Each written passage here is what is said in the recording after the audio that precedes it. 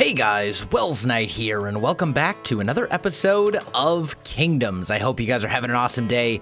I am having a great day. We are starting a really big, well, relatively big project today. I don't know if we're going to completely finish it, but we're going to get some work done for sure. But before we do that, we're going to do a much smaller project. A very, very tiny little project, in fact, and that is that I want to make a relatively small little farm for essentially automatic wheat production. Just a little micro farm. I think this is an Etho design, if I remember correctly, and it's actually an absolutely fantastic little thing. It works so well, and it's so simple. You can just pop one of these out, like almost on the very first day of being on a server. So. Or in a single-player world, I should say, because apparently this design does not work super well on servers for whatever reason. I don't know. It's one of those things. So let's think here for a minute. We need this to go here, and then we need a little bit of space. Ah, that's what I was afraid of. Okay. Yep. All right. Well. Can we... You know what we can do? Here's what we can do to fix this. Because the problem is the sand just, like, flows out. And you run into these problems. We can swap that sand out for some dirt. And I think that should solve it for us. Let's just grab a stack of dirt here. Oh, you know what else I'm going to need? Is I'm going to need a hoe. There we go.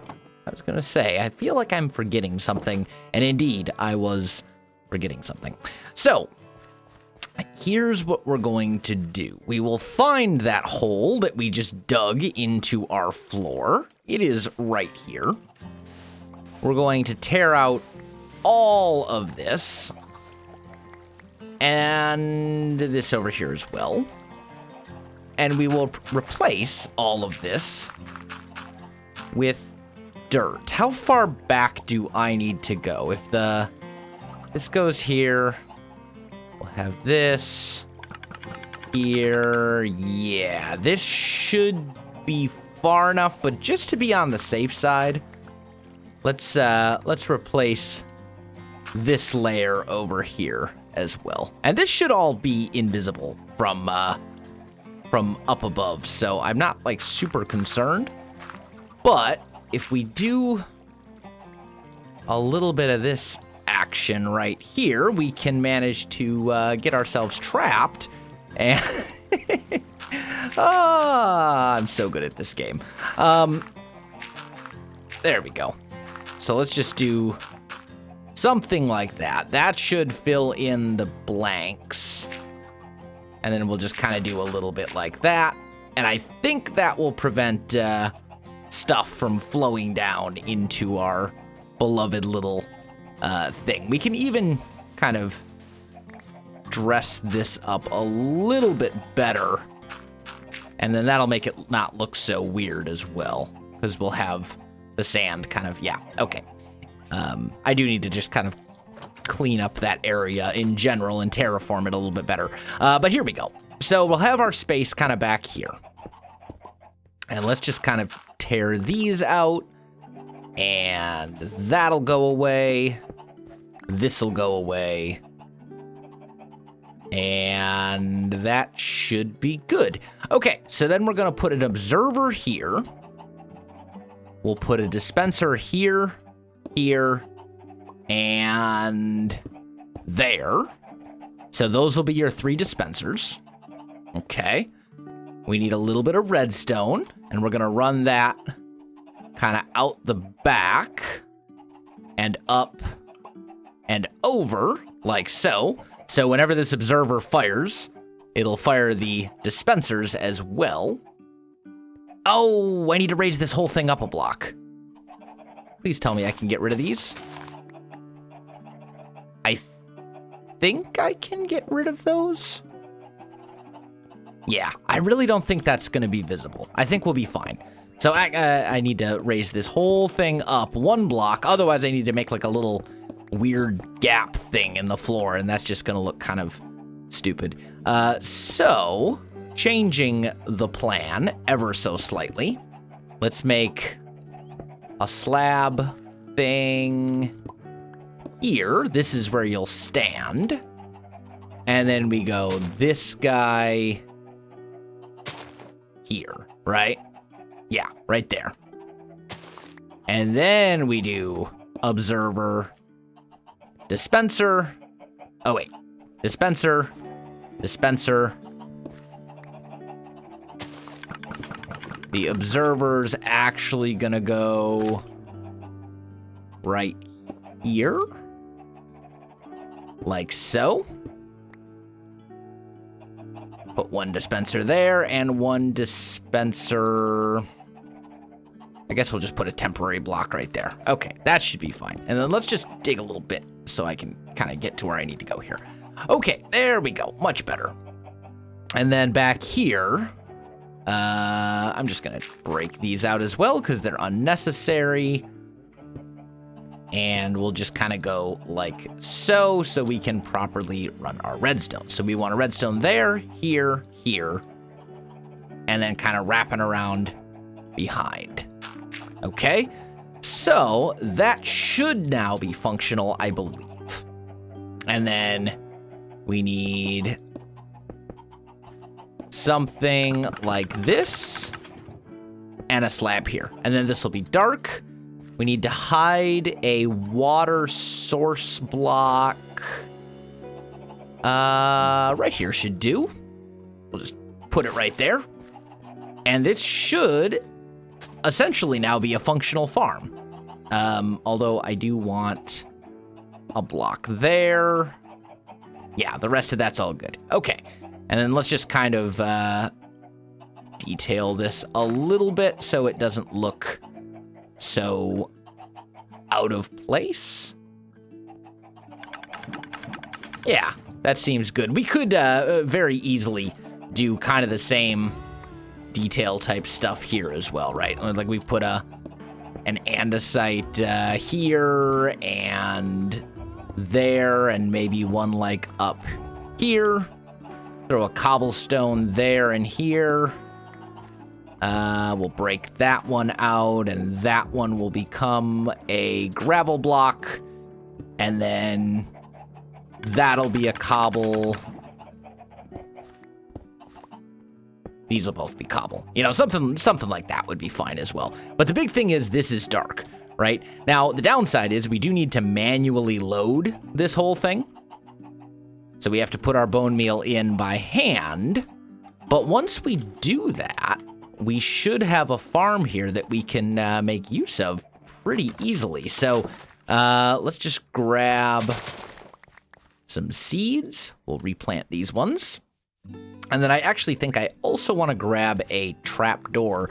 By the way, interestingly enough, we talked just a couple episodes ago about how it would be great if Mojang were to add trapdoors for all the woods. They're totally adding trapdoors for all the woods in a future update in 1.14. They announced that at Minecon. I talked more about my thoughts on Minecon in the Hermitcraft episode that went out yesterday, so I'm not gonna talk about it anymore. Not in this episode, but that is a thing, and I'm super excited. So yeah, let's do something like this, and then we should just be able to do this. There we go. And you can see it totally works, and it gets us tons of wheat and tons of seeds. As long as you have the bone meal, there we go. We have ourselves a nice little micro farm that works it works beautifully. So I'm very happy. That's something we need. And in fact, we actually kind of need that for today's episode because we are going to be doing something involving animals that get bred. So, I see the stars. It is night game. Please let me sleep. Thank you. Oh, you can see I was doing some planning in advance of today's episode, jumping back and forth between spectator and survival mode, and I will show you why momentarily. So, let's just dig our way down right here. Today's build involves a beacon and a fairly large room being dug out underground So I wanted to make sure that I used spectator mode because A, I wanted to make sure that I actually have space for this room. And B, I wanted to make sure that when I was placing my beacon, I wasn't going to have to dig a hole up into anything important. So, yes, that's the thing. Anyway, so this is going to be a 39 by 45 room. So I have some digging to do. You can see I've already kind of started marking out this part. This is 39 right here. So let's jump over into my creative world real quick so I can show you kind of what we're going to be building. So if we go to my creative test world, we need a sheep farm. One of the things I want to tackle very soon is an ender, a new one, not the old one that I had before. So I want to make an Enderman farm, and I want to use double carpets to prevent Enderman from teleporting because it's way better than it's way better looking, I should say, than water or only having a 2.5 block space. So I want to use double carpets. That means, unfortunately, I need a ton of wool. So I've designed this sheep farm. This is going to be a sheep farm. This is very similar to the sheep farm that I built on Hermitcraft in Season 5, and in fact, it's kind of similar to the sheep farm that I built last season in Season 1, but it's a lot bigger. This is much, much bigger. The sheep farm on Hermitcraft, I believe each one of these things is 5 by 5. So there's like a thing like this, right? And each one is like roughly that big. That is not a that's not a square. There we go. Each one on Hermitcraft is roughly this big, and that's how much space each type of sheep has. It's also longer and thinner. The one on Hermitcraft. This one is a little bit wider and a little bit fatter.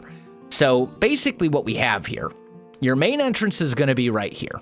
You'll walk in, you'll have this big kind of open space right here, okay? So what we're going to have is 16 sheep pens around the outside. That will be one for every color of sheep. And then we'll have a large central pen, which is going to be the size of 6 of these little individual pens. And each one of these pens is going to be 7 by 7 or an interior area of 5 by 5, whereas the ones on Hermitcraft are an exterior area of 5 by 5 or 3 by 3 on the interior. But it's a little bit bigger than that because fences are like half a block you give them. Anyway, long story short, we're going to have something like this. I don't know what I'm going to do for lighting and a floor design. I was playing around with a couple ideas. I'm kind of leaning towards something like this. But the big thing is I wanted to show you the area. To kind of put this into perspective for you, this over here is the area of our storage room. I'm sorry. This over here is the area of our entire storage warehouse, roughly. I think it's actually a little bigger than this, but this thing is huge. This is like massively big. And I want to put it underground because it's something this big. It's going to be very hard to make look good from up above. And I have kind of this weird thing where like seeing the rainbow colors of sheep kind of breaks the immersion for me. So I only want to see them. I want them kind of hidden away, I guess. So we're going to do the whole thing underground, and we'll come up with some sort of a design. These materials are not set in stone. I'm leaning towards something like this just because it'll fit the theme of the rest of the village, but that's kind of the plan. So the first thing I need to do is I need to dig out a 39 by 45 block hole, and I think it probably needs to be like 5 high, I'm thinking. Probably like 4 or 5 high. I'll just dig it 5. And we're going to have to fill some things with grass and all sorts of crazy stuff. So it's going to be a lot of work, but let me get to it. I'll be back with you with a progress update in just a little bit. All right, guys, I am back and it is all dug out. Man, that took a while. That's all right, though. That's why we got a beacon. I do need to kind of come up here into the ceiling and anywhere that we have anything exposed that isn't stone, right? That's, dirt, any of this granite, any of this diorite, any of this kind of stuff. what we need to do is fill all of that back in with stone, just so we have kind of a consistent background block to work with. And we'll probably end up changing parts of it and things like that. But when I'm doing a build like this underground, I like to kind of get like a base single block to work with as kind of the background block, because it just helps you kind of visualize things a bit better when it's all stone instead of this mix of like dirt and stone and gravel and, you know, all that kind of weird stuff. The other thing that we need to do is we need to get the grass in here. And the grass is actually going to be a bit more complicated than simply replacing the floor with grass. And let me demonstrate why. So, apparently it's nighttime. Holy cow, there are mobs everywhere. Wow. Okay. Try to make it to bed. Hopefully I'll be able to make it there before... Can we sleep? We can sleep. Okay. Wow, did you see the number of mobs? There were so many. Hello. Okay. I see spiders all over the place. There's mobs that are burning and on fire. It's just utter chaos. Stuff everywhere. My birds, I did not tell you. Stupid parrots. I didn't tell you to, I told you to sit. I didn't tell you to get up, you stupid things. Man, I'll mess with them later. Oh, you want to play hide and seek behind the thing? Okay. You're also dead? Parrot. Parrot? Sit. Stay. Stupid thing. Anyway, I digress. And one other reason that I want to tackle this project right now is so that we can fill up our stockpiles of stone and granite and all that other kind of stuff. That's another reason I kind of wanted to do this as an underground build. Take advantage of those of that new beacon that we got last episode to really kind of bolster our supplies. I also did a ton of resource gathering between episodes. I went tree chopping. I went maybe, 500-600 blocks that direction and just basically leveled a forest. So we have like an entire double chest of oak logs almost, and probably 3/4 of a double chest of spruce. So we should be set there for a while. Anyway, as I was saying, this is going to be a little bit more complicated than just, replacing this with grass. Because obviously, we are going to want to replace this with grass, right? Like, the sheep are going to go here. Let's see. 1, 2, 3, 4, 5. This will be a log. Okay. So basically, everything from, like, here to the wall is going to get replaced with grass. That's going to be, like, a thing. 1, 2, 3, 4, 5. So, like right here, this would be like one little segment, right? So we do want grass here, for sure, because this is where the sheep are actually going to be. But we also need grass to be able to spread to this. So what we're going to end up doing is putting grass down here as well.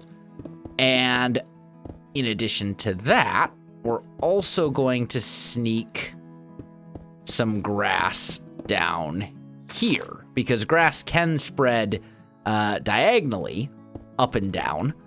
So we can kind of hide some grass blocks down there just to make sure that there will always be grass that can spread to these areas. I think that's really important. And you can see, here's where I'm like, we don't actually need this stuff back here. Anyway, I think that's going to be really important to make sure that this sheep farm functions at like a reasonable level of efficiency, right? And then we can just, once we're done, cover this back up with the regular stone. And it should still be able to spread as long as there's enough light up here. And as long as we have either an air block or a transparent block on top of this. So that's basically the plan. I need to do that all the way around and in this middle area as well. I may skip this little bit right here just because we've got our beacon here, and the beacon is going to speed up this process immensely since I'm going to have to basically dig another layer or two throughout kind of this whole thing. So we'll probably end up doing this little corner here later. But that's going to be a pretty big step, and is certainly the next thing that we need to do to get this farm up and rolling. All right, guys, I am back, and there was a live stream. I actually did a lot of the digging and stuff on a live stream. So the whole farm is all dug out, and all of the grass is in place. And I also have all these posts in place as well. This is going to be our lighting, essentially, for this area. So we'll need a little bit of light, like right in here. Maybe we can do something up in the ceiling or whatever.